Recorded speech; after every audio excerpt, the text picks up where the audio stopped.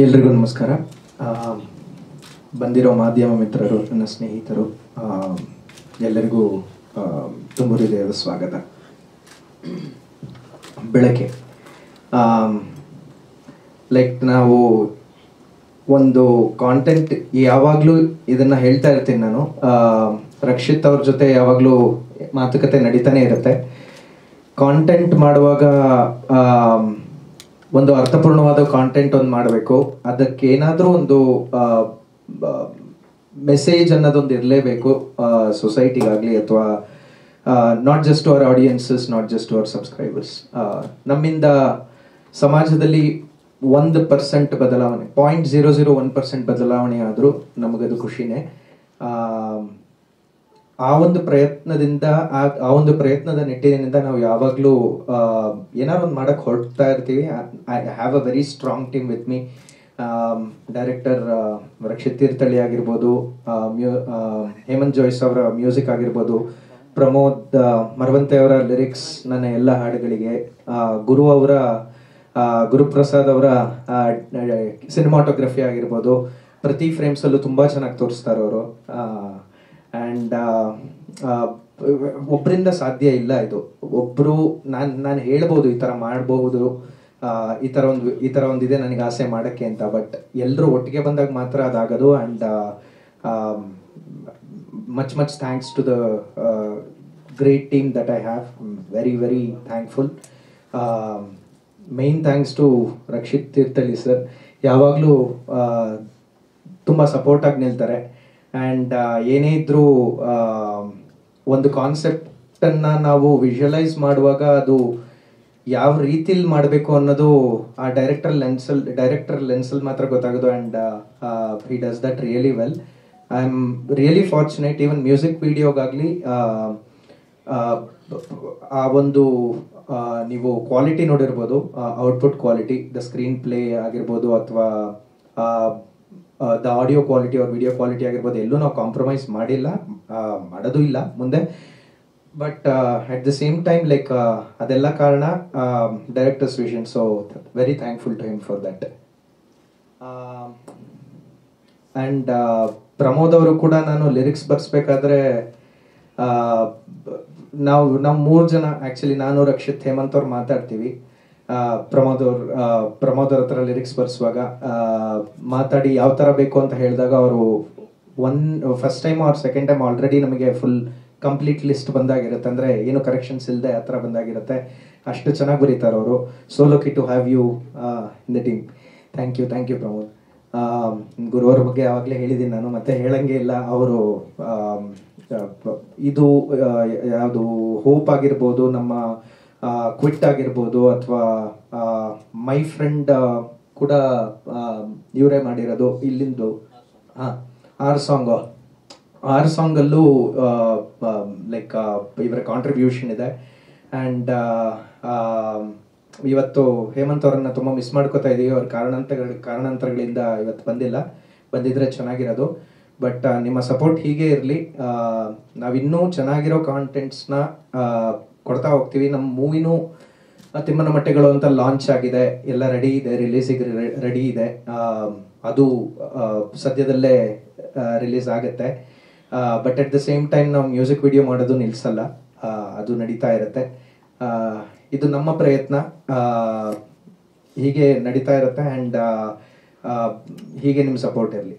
ಧನ್ಯವಾದಗಳು. ನೆಕ್ಸ್ಟ್ಗೆ ಆಗಲೇ ಪ್ಲ್ಯಾನ್ ಮಾಡಿದ್ದೀರಾ? ನೆಕ್ಸ್ಟ್ ಸಿಂಗಲ್ಸ್ಗೆ ಏನಾದರೂ ನೆಕ್ಸ್ಟ್ ಇಯರ್ಗೆ? 2 ಇದೆ ಆಲ್ರೆಡಿ ಪೈಪ್ಲೈನಲ್ಲಿ. ಅದನ್ನು ಸ್ವಲ್ಪ ಬೇರೆ ಥರ ತಗೊಂಡು ಹೋಗೋಣ ಅಂತ. ಒಂದು ಇಟ್ ಇಸ್ ರಿಲೇಟೆಡ್ ಟು ಹೇಳ್ಬೋದಲ್ಲ, ಒಂದು ಇಸ್ ರಿಲೇಟೆಡ್ ಟು ನಗು. ಜೀವನದಲ್ಲಿ ಏನೇ ಆದರೂ ನಗ್ತಾ ಇರಬೇಕು ಅನ್ನೋದು. ಲೈಕ್ ಅದು twist and turns with cinematic ಆಗಿ ಒಂಥರ ಆ ಥರ ತೆಗೆದಿದ್ದೀವಿ ಅದನ್ನು. ಅದೊಂದು. ಆಮೇಲೆ ಇನ್ನೊಂದು ರಕ್ಷಿತ್ ಅವ್ರದ್ದೇ ಒಂದು ಬುಕ್ಕಿನ ಒಂದು ಸಣ್ಣ ಭಾಗ. ಮೊನ್ನೆ 6 ಎಸೆತಗಳು ಅಂತ ಅವ್ರ ಬುಕ್ ರಿಲೀಸ್ ಆಯಿತು. ಸೊ ಅದರದ್ದು ಒಂದು ಸಣ್ಣ ಭಾಗ, ಒಂದು ಕತೆ ತೊಗೊಂಡು ಅದರಲ್ಲಿ ಮ್ಯೂಸಿಕ್ ವಿಡಿಯೋ ಮಾಡಿದ್ದೀವಿ. ಸೊ ಅದನ್ನು ಮಾಡಿಕೊಟ್ಟಿದ್ದು. ಅದ್ರ ಬಗ್ಗೆ ನಮ್ಮ ರಕ್ಷಿತ್ ಅವ್ರು ಇನ್ನೂ ಚೆನ್ನಾಗಿ ಹೇಳ್ತಾರೆ ಅವರು. ವೆರಿ ರೇರ್ ಟೀಮ್ ಇದು ನಿಮ್ಮದು. ಯಾಕಂದರೆ ಯಾಕಂದರೆ ಇದು ಯಾವುದೋ ಬೇರೆ ಒಂದು ಚಾನಲಿಗೆ ನಾವು ಕೊಡ್ತಿಲ್ಲ. ಯಾರೇ ಏನೇ ಮಾಡಿದ್ರು ಕೂಡ ಇನ್ ರಿಟರ್ನ್ ನಮ್ಗೆ ಏನು ಬರುತ್ತೆ ಅಂತ ಯೋಚನೆ ಮಾಡ್ತಾರೆ. ಇನ್ ರಿಟರ್ನ್ ಬಗ್ಗೆ ಯೋಚನೆ ಮಾಡದೆ ಯೂಶಲಿ ನಾನು ಹೇಳೋದು ಹೋಪ್ ಬಗ್ಗೆ. ಹೋಪ್ನಲ್ಲಿ ವೈಟ್ ಪ್ಯಾಚಸ್ ಬಂದಿರುವಂಥವ್ರ ಮನೆಯವರು ಎಷ್ಟು ಒಂದು ಸಂಕುಚಿತ ಭಾವದಲ್ಲಿರ್ತಾರೆ. ಅವ್ರ ಮಕ್ಕಳಿಗೆ ಮದುವೆ ಆಗಲ್ಲ ಹಾಗೆ ಹೀಗೆ, ಅಥವಾ ಹುಟ್ಟೋಂಥ ಮೊಮ್ಮಕ್ಕಳಿಗೆ ಏನಾದರೂ ತೊಂದರೆ ಆಗುತ್ತೆ ಅಂತ ತುಂಬ ಒದ್ದಾಡ್ತಿರ್ತಾರೆ. ಅಂಥವ್ರಿಗೆ ಒಂದು ಬಿಗ್ ರಿಲೀಫ್ ಕೊಡೋ ಅಂಥ singles hope, I tell you. ಯಾಕಂದರೆ ಪರ್ಸ್ನಲಿ ನಮಗೆ ಗೊತ್ತು ಅದು ಎಷ್ಟು ಇದಾಗತ್ತಂತ. So very nice, you doing a amazing job. God bless you. ಇದೇ ಥರ ಹೆಚ್ಚು ಬರಲಿ ಜಾಗೃತಿ ಮೂಡಿಸುವಂಥ ಹಾಡುಗಳು. ರಕ್ಷಿತ್ ತೀರ್ಥಹಳ್ಳಿ ಅವರು ಡೈರೆಕ್ಟರ್, ತಿಮ್ಮನ ಮೊಟ್ಟೆಗಳಿಗೆ ಆಲ್ ದಿ ಬೆಸ್ಟ್ ಹೇಳ್ತಾ ನಿಮಗೆ. Over to you. ಎಲ್ರಿಗೂ ನಮಸ್ಕಾರ. ಟೀಮ್ ಬಗ್ಗೆ ಮತ್ತು ಕೆಲಸದ ಬಗ್ಗೆ ಎಲ್ಲ ಅವರು ಹೇಳಿದರು. ಸತತವಾಗಿ ಒಂದು 6 ಸಾಂಗ್ಗಳನ್ನು ಜೊತೆಗೆ ಒಂದು ಸಿನಿಮಾನು ಸೇಮ್ ಟೀಮೇ ಮಾಡಿದ್ದು. ಒಂದು 5 ಜನ ಸೇರ್ಕೊಂಡ್ಬಿಟ್ಟು ಎಲ್ಲೂ ಬದಲಾಗಲಿಲ್ಲ, ಟೀಮ್ಗಳನ್ನ ಚೇಂಜ್ ಮಾಡಲಿಲ್ಲ. ಅಂದರೆ ಅವ್ರನ್ನ ಯಾವಾಗಲೂ ಮಾತಾಡ್ತಾ ಇರುವಾಗ ಈಗ ಎಲ್ಲರೂ ಕಮರ್ಷಿಯಲ್ ಆಗಿ ಥಿಂಕ್ ಮಾಡ್ತಾರೆ, ನಾನು ಇಷ್ಟು ಅಮೌಂಟ್ ಹಾಕಿದ್ರೆ ನಂಗೆ ವಾಪಸ್ ಬರುತ್ತಾ ಇಲ್ವಾ, ಅಥವಾ ಏನು ಬರುತ್ತೆ ಅನ್ನೋದನ್ನ ಆ್ಯಸ್ ಎ ಡೈರೆಕ್ಟರ್ ಜೊತೆ ಪ್ರತಿಯೊಬ್ಬರು ಮಾತಾಡ್ತಾರೆ, ಇನ್ ರಿಟರ್ನ್ಸ್ ಏನು ಬರುತ್ತೆ ಅಂತ. ಬಟ್ ಇವ್ರು ನನ್ನ ಹತ್ರ ಯಾವತ್ತೂ ಮಾತಾಡಿರೋದು ಸಾಂಗ್ಸ್ಗಳು ಸರ್ ಕಂಟೆಂಟ್ ಇದ್ರೆ ಮಾಡೋಣ, ಕಂಟೆಂಟ್ ಇಲ್ಲ ಅಂತಂದರೆ ಬೇಡ ಸಾಂಗ್ಗಳು, ಆ ಅರ್ಥದಲ್ಲೇ ಮಾತಾಡಿದ್ದು. ಹಾಗಾಗಿ 6 ಸಾಂಗ್ಗಳು ಕೂಡ ಒಂದು ಒಳ್ಳೆ ಮೆಸೇಜ್ ಇಟ್ಕೊಂಡೇ ಮಾಡಿರೋದು. ಇನ್ನು ಸಿನಿಮಾ ಕೂಡ ಅಷ್ಟೇ, ಕಂಟೆಂಟ್ ಇದ್ದರೆ ಮಾಡೋಣ ಸರ್ ಸಿನಿಮಾ, ಇಲ್ಲ ಬೇಡ ಕಮರ್ಷಿಯಲ್ ಏನೋ ಬೇಡ, ಕಂಟೆಂಟ್ ಇರಬೇಕು ಸರ್, ಅದರಲ್ಲಿ ಒಂದೊಂದು ಸಂದೇಶ ಇರಬೇಕು, ನೋಡೋನಿಗೆ ಒಂದು ಫೀಲ್ ಗುಡ್ ಮೂವಿ ಆಗಬೇಕು ಅಂತ ಹೇಳಿದ್ರು. ಸೊ ಹಾಗಾಗಿ ಒಂದಷ್ಟು ಡಿಸ್ಕಷನ್ ಮಾಡಿ ಒಳ್ಳೆ ಸಿನಿಮಾನೇ ಮಾಡಿದ್ದೀವಿ. ಇನ್ನು ಇವತ್ತಿನ ವಿಚಾರಕ್ಕೆ ಬಂದಾಗ ನಾವು ಇವಾಗ ನೋಡ್ತಿದ್ದೀವಿ ಅಂದರೆ ಲೈಕ್ ಹೊರಗಡೆ ನಮ್ಮ ಬೆಂಗಳೂರಲ್ಲಿ ಕೂಡ ಅವರೇಜ್ ಟೆಂಪ್ರೇಚರ್ 34 ಇದೆ. ಬಳ್ಳಾರಿ ಹೋದ್ರೆ ನಿಮಗೆ 34, ಮಲೆನಾಡು ಹೋದ್ರೆ 34 ಇದೆ. ಅಂದರೆ ನಮಗೆ ವ್ಯತ್ಯಾಸ ಗೊತ್ತಾಗ್ತಿಲ್ಲ, ಮಲೆನಾಡು ಯಾವುದು ಅಥವಾ ಬಯಲುಸೀಮೆ ಯಾವುದು ಅಂತ ಹೇಳಿ. ಸೊ ಆ ನಿಟ್ಟಿನಲ್ಲಿ ನಮಗೊಂದು ಕಂಟೆಂಟ್ ಮಾಡಬೇಕಂತ ಅನಿಸ್ತು. ಬಟ್ ನಾವು ಇದು ಮಾಡಿದ್ದು ಆಲ್ರೆಡಿ 3 ತಿಂಗಳಾಯಿತು ಶೂಟ್ ಮಾಡಿ ಈ ಸಾಂಗ್ನ. ಬಟ್ ಇವಾಗಿನ ಟೆಂಪ್ರೇಚರ್ ಅದನ್ನೆಲ್ಲ ಲೆಕ್ಕ ಹಾಕೊಂಡಾಗ ಅದು ಸರಿ ಅನಿಸ್ತಿದೆ ನಮಗೆ. ಅಂದರೆ ಇನ್ನು ಮುಂದಿನ ವರ್ಷ ಕೂಡ ನಾವು ಅಂದರೆ ಅರಣ್ಯಗಳನ್ನು ಬೆಳೆಸೋದಕ್ಕೆ ಟೈಮ್ ಬೇಕಾಗುತ್ತೆ. ಈಗ ಇರೋದನ್ನೇ ಉಳಿಸ್ಕೊಂಡ್ರೆ ಟೆಂಪ್ರೇಚರ್ ಒಂದಷ್ಟು ಕಡಿಮೆ ಮಾಡ್ಕೊಬೋದು. ಅಂದರೆ ಕೆಲವೊಬ್ಬರಿಗೆ ವೈಯಕ್ತಿಕ ಸಮಸ್ಯೆಗಳು ತುಂಬ ಇರುತ್ತೆ, ಆದರೆ ಜಾಗತಿಕ ತಾಪಮಾನ ಅನ್ನೋದು ಜಗತ್ತಲ್ಲಿರೋದು ಎಲ್ಲರದ್ದು ಸಮಸ್ಯೆನೇ ಅದು. ಹಾಗಾಗಿ ನಾವು ಅದಕ್ಕಿರೋದು ಒಂದೇ ಒಂದು ಸೊಲ್ಯೂಷನ್ ಅಂತ ಹೇಳಿದ್ರೆ ಕಾಡುಗಳನ್ನ ರಕ್ಷಣೆ ಮಾಡೋದು ಮತ್ತು ಕಾಡುಗಳನ್ನ ಬೆಳೆಸೋದು. ಸೊ ಆ ನಿಟ್ಟಿನಲ್ಲಿ ಈ ಒಂದು ಕಂಟೆಂಟ್ನ ಮಾಡಿದ್ದು. ನಮ್ಮ ಸಾಂಗ್ ಎಷ್ಟು ಮಟ್ಟಿಗೆ ರೀಚ್ ಆಗುತ್ತಿಲ್ಲ ಗೊತ್ತಿಲ್ಲ, ಬಟ್ ಅದರಲ್ಲಿರೋ ಸಂದೇಶ ಒಂದಷ್ಟು ರೀಚ್ ಆದರೆ, ಅಂದರೆ ಚಿಕ್ಕ ಮಕ್ಕಳಿಂದ ಹಿಡ್ಬಿಟ್ಟು ಎಲ್ಡರ್ಸ್ ತನಕ ಎಲ್ಲ ರೀಚ್ ಆಯ್ತು ಅಂದರೆ ಒಂದಷ್ಟು ಅರಣ್ಯ ಏನಾದರೂ ಓಕೆ ನಾನು ಸಂರಕ್ಷಣೆ ಮಾಡಬೇಕು ಅಥವಾ ನೀರನ್ನು ಉಳಿಸ್ಬೇಕು ಅಥವಾ ಸಂರಕ್ಷಣೆ ಮಾಡಬೇಕಂತ ಇದು ಮಾಡಿದ್ರೆ ನಮ್ದೊಂದು ಸಾಂಗ್ ಮಾಡಿದ್ಕೆ ಒಂದು ಸಾರ್ಥಕ ಆಗುತ್ತೆ ಅಂತ ಅನಿಸುತ್ತೆ. ನಂತರ ನಮ್ಮ ಟೀಮ್ ಬಗ್ಗೆ, ಪ್ರಮೋದ್ ಬಗ್ಗೆ ನನಗೆ ತುಂಬ ಖುಷಿ ಏನಂತ ಹೇಳಿದ್ರೆ ಡಿಸ್ಕಷನ್ ಒಂದೇ ಸರಿ ಆಗುತ್ತೆ ಆಸ್ ಎ ಡೈರೆಕ್ಟ್ರು ಲಿರಿಸಿಸ್ಟ್ ಅಂತ ಹೇಳಿ. ಪ್ರಮೋದ್ಗೆ ಒಂದ್ಸರಿ ನಾನು ಈ ಥರ ಇದೆ ಕಂಟೆಂಟು ಹೀಗಂತ ಹೇಳಿದ್ರೆ ನೀವೆಲ್ಲೂ ಪದಗಳನ್ನ ಚೇಂಜ್ ಮಾಡ್ಲಿಕ್ಕಾಗಲ್ಲ, ಇನ್ನು ಬೇಕಿದ್ರೆ ಓಕೆ ಇದನ್ನ ಕೇಳಿದಾಗ ಓಕೆ ಈ ಅರ್ಥದಲ್ಲಿ ಹೋಗ್ಬೋದಲ್ಲ ಅಂತ ಹೇಳಿ. ನನಗೆ ಜಯ ಅನ್ನೋ ಸಾಂಗ್ ಸಖತ್ ಲಿರಿಕ್ಸ್ ಇಷ್ಟ ಆಗಿತ್ತು. ಅದಾದ್ಮೇಲೆ ನನಗೆ ಇದು ತುಂಬ ಇನ್ನೂ ಇಷ್ಟ ಆಯಿತು. ಹಾಗೆ ಸಾಂಗ್ ತೊಗೊಂಡೋಗ್ಬಿಡುತ್ತೆ ಅದು, ಹಸಿರು ಬಗ್ಗೆ ಏನು ಅಂತ. ಆಮೇಲೆ ಎಂಡ್ ನಾವು ಹೇಗೆ ಕೊಟ್ಟಿದ್ದೀವಿ ಕ್ಲೈಮ್ಯಾಕ್ಸ್ಲು ಅದ್ರ ಬಗ್ಗೆ.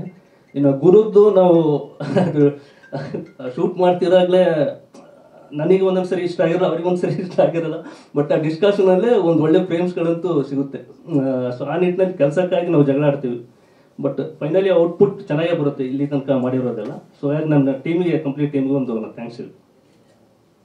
So sweet, thank you so much Rakshit sir. ಇನ್ನು ಪ್ರಮೋದ್ ಎಲ್ರಿಗೂ ನಮಸ್ಕಾರ. ಸೊ ನಮ್ಮಲ್ಲಿ ಪ್ರೇಮ ಜಾಸ್ತಿ ಇದೆ, ಬಟ್ ಪರಿಸರ ಪ್ರೇಮ ಕಡಿಮೆ ಇದೆ. ಪ್ರೇಮಿಗಳು ಜಾಸ್ತಿ ಇದ್ದರೆ ಪರಿಸರ ಪ್ರೇಮಿಗಳು ಕಡಿಮೆ ಇದ್ದಾರೆ. ನಮಗೆ ರೋಮಿಯೋ ಜೂಲಿಯಟ್ ಆಗಿರ್ಬೋದು, ಲೈಲಾ ಮಜ್ನು ಇಂಥ ಪ್ರೇಮಿಗಳು ಗೊತ್ತು. ಬಿಟ್ಟರೆ ನಮಗೆ ಪರಿಸರ ಪ್ರೇಮಿಗಳಾದಂಥ ಸಾಲುಮರದ ತಿಮ್ಮಕ್ಕ ಆಗಿರ್ಬೋದು, ಸುಂದರ್ಲಾಲ್ ಬಹುಗುಣ ಆಗಿರ್ಬೋದು, ರಾಜೇಂದ್ರ ಸಿಂಗ್ ಅವರಾಗಿರ್ಬೋದು, ಸಲೀಂ ಅಲಿ ಅವರಾಗಿರ್ಬೋದು, ಇಂಥವರೆಲ್ಲ ನಮಗೆ ಗೊತ್ತೇ ಇಲ್ಲ. ಸೊ ನಾವು ಇಂಥವ್ರನ್ನೆಲ್ಲ ಆದರ್ಶರಾಗಿ ಇಟ್ಕೊಂಡು ಮುಂದೆ ಹೋಗಬೇಕು ಅಂತ ಹೇಳೋದಕ್ಕೆ ಆದರ್ಶ ಅವರು ಈ ಹಾಡನ್ನು ಮಾಡಿದ್ದಾರೆ. ಸೊ ಪರಿಸರ ಮುನಿಸ್ಕೊಂಡ್ರೆ ಏನೆಲ್ಲ ಆಗ್ಬೋದು ಅನ್ನೋದಕ್ಕೆ ಸಣ್ಣ ಉದಾಹರಣೆ ನಾವು ಬೆಂಗಳೂರಿಗರೀಗ ಸೊ ನೀರಿಗೆ ಎಷ್ಟು ಪರದಾಡ್ತಾ ಇದ್ದೀವಿ ಅಂತ. ಇದು ನನ್ನ ಪ್ರಕಾರ ಇದು ರಕ್ಷಿತ್ ಅವ್ರು ಹೇಳ್ದಂಗೆ ಇದು ಆರಂಭ. ಇದು ಇನ್ನೂ ತುಂಬ ಕೆಟ್ಟ ದಿನಗಳು ಬರುತ್ತೆ ನಾವು ಪರಿಸರವನ್ನು ನಿರ್ಲಕ್ಷ್ಯ ಮಾಡಿದ್ರೆ. ಹಾಗಾಗಿ ಪರಿಸರಕ್ಕೆ ಏನು ಬೇಕೋ ಅದನ್ನು ನಾವು ಕೊಡ್ತಾ ಇದ್ದರೆ, ಅದನ್ನು ನಾವು ಸಾಕ್ತಾ ಇದ್ದರೆ ಅದು ನಮ್ಮನ್ನು ಸಾಕುತ್ತೆ. ಹಾಗಾಗಿ ಪರಿಸರನ ಉಳಿಸೋಣ, ಬೆಳೆಸೋಣ. ಮತ್ತೊಂದು ಸಣ್ಣ ವಿನಂತಿ ನಾನು ಹೇಳ್ತಾ ಇರೋದು ನಿಮ್ಮೆಲ್ಲರ ಮುಖಾಂತರ. ಈಗ ಬಿಸಿಲು ತುಂಬ ಇದಿರುತ್ತೆ, ತುಂಬ ಬಾಯಾರಿಕೆ ಆಗ್ತಾ ಇರುತ್ತೆ ನಮಗೆ. ದಯವಿಟ್ಟು ನಿಮ್ಮ ಮನೆ ಮೇಲ್ಗಡೆ ಒಂದು ಚಿಕ್ಕ ಬಾಕ್ಸಲ್ಲಿ ಯಾವುದ್ರಲ್ಲಾದರೂ ಹಕ್ಕಿಗಳಿಗೆ ನೀರನ್ನು ಇಡಿ.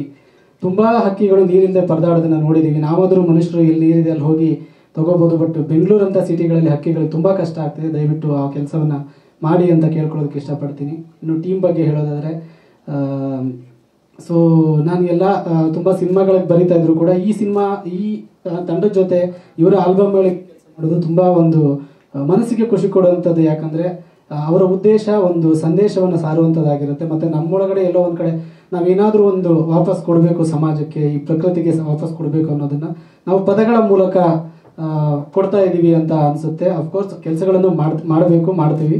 ಸೊ ಒಂದು ಜಾಗೃತಿ ಮೂಡಿಸುವಂಥ ಕೆಲಸಗಳನ್ನು ನಾವು ಜನರಿಗೆ ಸಾರ್ತಾ ಇದ್ದೀವಿ ಅಂತ ಒಂದು ಸಾರ್ಥಕತೆ ನಮ್ಮಲ್ಲಿ ಸದಾ ಮೂಡುತ್ತೆ. ಸೊ ಆಲ್ಬಮ್ ಸಾಂಗ್ ತುಂಬ ಚೆನ್ನಾಗಿ ಬಂದಿದೆ. ಈ ಹಾಡು ಅವ್ರು ಹೇಳಿದಾಗ ಈ ಹಾಡು ಎಷ್ಟು ರೀಚ್ ಆಗುತ್ತೆ ಅನ್ನೋದಕ್ಕಿಂತ ಅದರಲ್ಲಿರೋ ಸಂದೇಶ ರೀಚ್ ಆಗೋದು ನಮ್ಗೆ ತುಂಬ ಮುಖ್ಯ. ಆ ಕೆಲಸವನ್ನು ನೀವು ನಮಗೆ ಮಾಡೋದಕ್ಕೆ ಸಹಕಾರ ಮಾಡ್ತೀರಾ ಅಂತ ಭಾವಿಸ್ತಾ thank you so much. Thank you. ನಾನು ಆ್ಯಕ್ಚುಲಿ ಈ ಆದರ್ಶ ಜೊತೆ ಒಂದು 6-7 ಪ್ರಾಜೆಕ್ಟ್ಸ್ ಮಾಡಿದ್ದೀವಿ. ಆ್ಯಂಡ್ ಪ್ರತಿ ಸರಿ ಮಾಡ್ಬೇಕಾದ್ರೂ ಅವರೆಲ್ಲ ಒಂದು ವಿಭಿನ್ನವಾದಂಥ ಕಾನ್ಸೆಪ್ಟ್ಸ್ ತಗೊಬರ್ತಾರೆ. ಸೊ ಹಾಗಾಗಿ ನಮಗೂ ಮಾಡೋ ಪ್ರತಿ ಸರಿನೂ ಇನ್ನೊಂದು ಚಾಲೆಂಜ್ ಅಂತಂದೇಳಿ ಇರುತ್ತೆ. ಸೊ ನೆಕ್ಸ್ಟು ಅಷ್ಟೇ ಇನ್ನೂ ತುಂಬ ದೊಡ್ಡ ಪ್ರಾಜೆಕ್ಟ್ಸ್ ಎಲ್ಲ ಅಂದ್ಕೊಂಡಿದ್ದಾರೆ ಅವರು. ಸೊ ಎಲ್ಲದಕ್ಕೂ ಆಲ್ ದಿ ಬೆಸ್ಟ್ ಆ್ಯಂಡ್ ಎಲ್ಲರಿಗೂ thank you and team support ಮಾಡಿ.